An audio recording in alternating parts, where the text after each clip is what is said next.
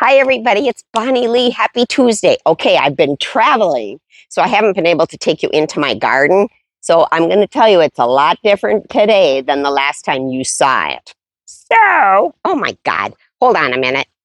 Big old weed here. Out you go, buddy. Jeez. So I wanted to show you one thing in the garden. First off, that I think is so amazing.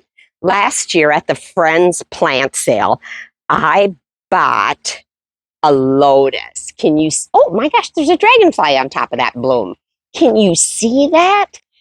I thought the lotus would be very hard to grow and to winter over here in Minnesota, but it turned out it wasn't hard at all. Really, all we had to do was take the pot, sink it into the pond, and because the pond is slightly heated, it didn't freeze, and then just pull it up and look at the thing is blooming.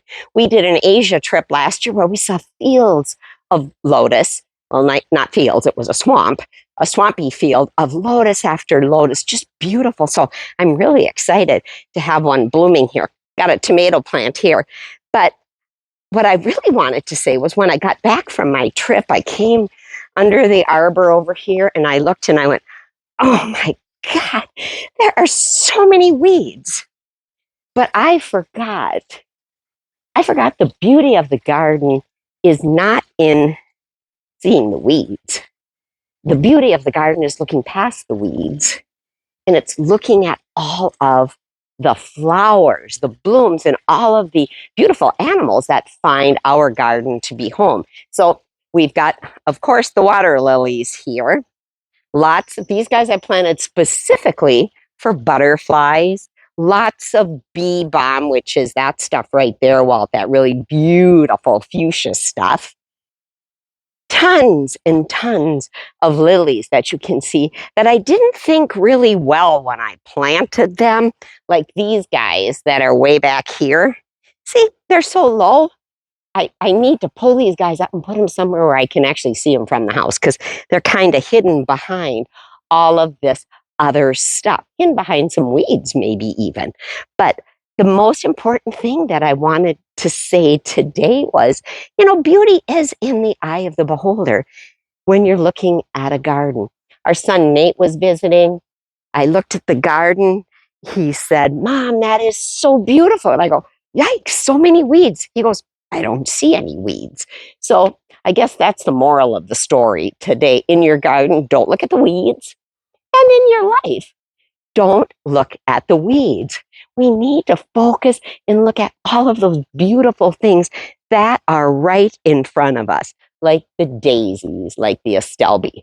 So that's your job today. Now I want to walk you around over here. Do you remember last year when I planted and I extended the garden one more time? Let's look and see how she's doing. And this is my archway. This is actually meadow rue. This is a native plant to Minnesota. Bought it again at the Friends plant sale like 2 years ago.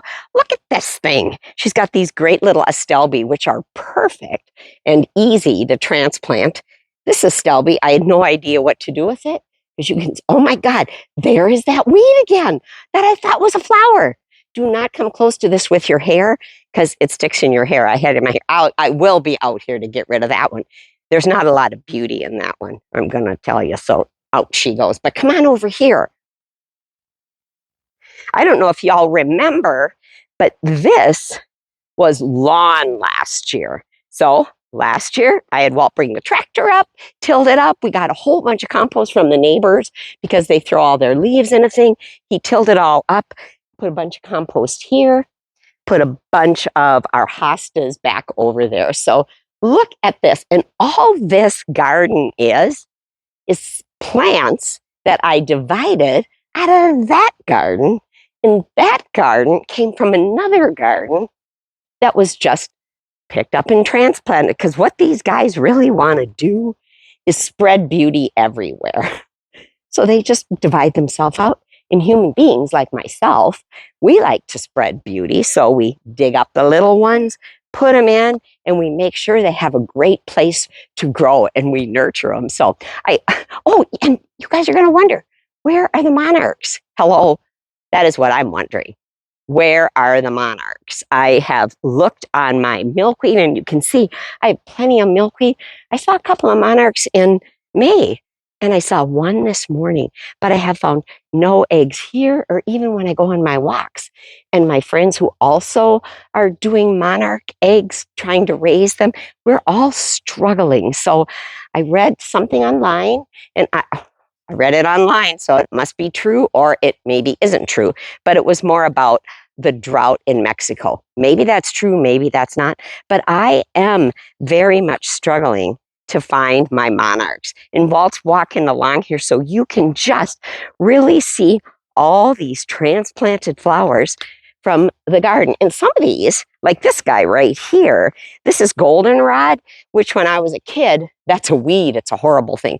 But in reality, domesticated, I think that's what it's called. Goldenrod is not a weed. It's perfect for butterflies, bees, and any other pollinator that might want to happen to be coming along. So, gosh, I hope you enjoyed this. I wish I could be sharing monarch caterpillars and chrysalis and releasing them, but maybe I'll have to go back and pull out some of my videos and just rerun them so you can see them. So, until then, remember, when you look at your life and it's feeling a little bit weedy, push it aside. Let it go. Focus on the flowers in front of you because life is beautiful. I hope you're having a really great day. Bye.